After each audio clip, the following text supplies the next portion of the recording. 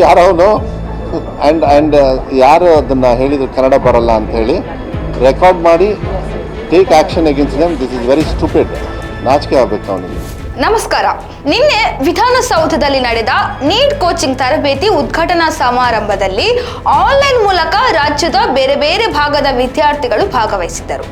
ಇದರಲ್ಲಿ ಓರ್ವ ವಿದ್ಯಾರ್ಥಿ ಮಾನ್ಯ ಶಿಕ್ಷಣ ಸಚಿವರ ಜೊತೆ ಮಾತನಾಡುವಾಗ ಶಿಕ್ಷಣ ಸಚಿವರಿಗೆ ಕನ್ನಡ ಬರಲ್ಲ ಎಂದು ಧೈರ್ಯವಾಗಿ ಸತ್ಯವನ್ನ ನುಡಿದ.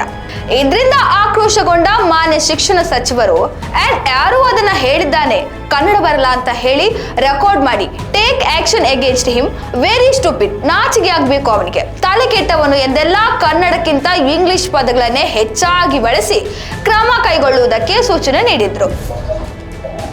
ಭರತ್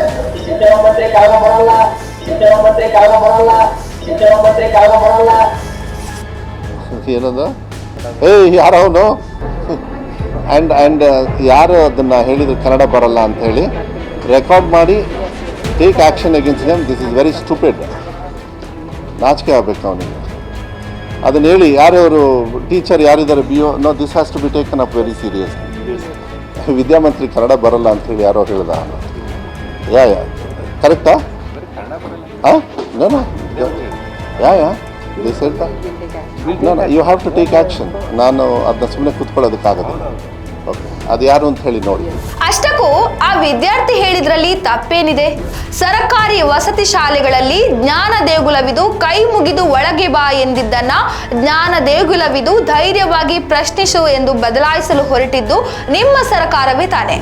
ಈಗ ನೋಡಿದ್ರೆ ಧೈರ್ಯವಾಗಿ ನುಡಿದ ಆ ಬಡಪಾಯಿ ವಿದ್ಯಾರ್ಥಿಯ ಮೇಲೆ ಕ್ರಮ ಕೈಗೊಳ್ಳುವುದಕ್ಕೆ ಸೂಚನೆ ನೀಡಿದ್ದು ನಿಮ್ಮ ದ್ವಿಮುಖ ನೀತಿಯನ್ನ ಬಯಲು ಮಾಡಿದೆ ಅಷ್ಟೇ. ನೀವು ಶಿಕ್ಷಣ ಸಚಿವಾಲಯದಲ್ಲಿ ಕ್ರಮ ಕೈಗೊಳ್ಳಲು ಬೇಕಾದಷ್ಟು ವಿಚಾರಗಳಿವೆ ಸರ್. ವರ್ಷಗಳು ಉರುಳಿದಂತೆ ಕನ್ನಡದ ಶಾಲೆಗಳು ತುಂಬಾ ಸಂಖ್ಯೆಯಲ್ಲಿ ಮುಚ್ಚುತ್ತಿವೆ. ಕನ್ನಡದ ಶಾಲೆಗಳನ್ನ ಉಳಿಸಲು ಬೆಳೆಸಲು ಕ್ರಮ ಕೈಗೊಳ್ಳಿ.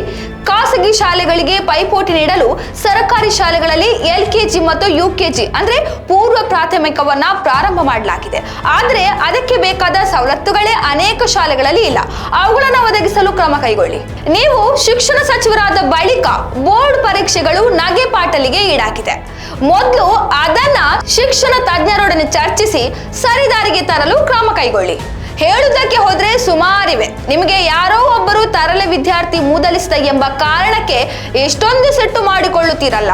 ಕಳೆದ ವರ್ಷ ಅದೇ ವಿದ್ಯಾರ್ಥಿಗಳು ಪರೀಕ್ಷೆಯ ವಿಚಾರದಲ್ಲಿ ಗೊಂದಲಕ್ಕೆ ಒಳಗಾದಾಗ ಎಷ್ಟೊಂದು ಸಿಟ್ಟು ಮಾಡಿಕೊಂಡಿರಬಹುದು. ಅಷ್ಟಕ್ಕೂ ಆತ ಹೇಳಿದ್ದು ಸುಳ್ಳಲ್ಲ. ಶಿಕ್ಷಣ ಸಚಿವರೇ ಸಾಧ್ಯವಾದರೆ ಸ್ಪಷ್ಟವಾಗಿ ಕನ್ನಡ ಮಾತನಾಡುವುದನ್ನ ಕಲಿಯಿರಿ. ಶಿಕ್ಷಣ ಸಚಿವರು ವಿದ್ಯಾರ್ಥಿಗಳಿಗೆ ಮೇಲ್ಪಂಕ್ತಿ ಆಗಿರಬೇಕೇ ಹೊರತು ಟ್ರೋಲ್ ಮಾಡುವಂತಿರಬಾರದು. ಇದಾಗಿತ್ತು ಈ ಹೊತ್ತಿನ ವಿಶೇಷ. ಇನ್ನಷ್ಟು ಹೆಚ್ಚಿನ ವಿಚಾರಗಳಿಗಾಗಿ ನೋಡ್ತಾ ಇರಿ ರಿತಮ್ ಕನ್ನಡ.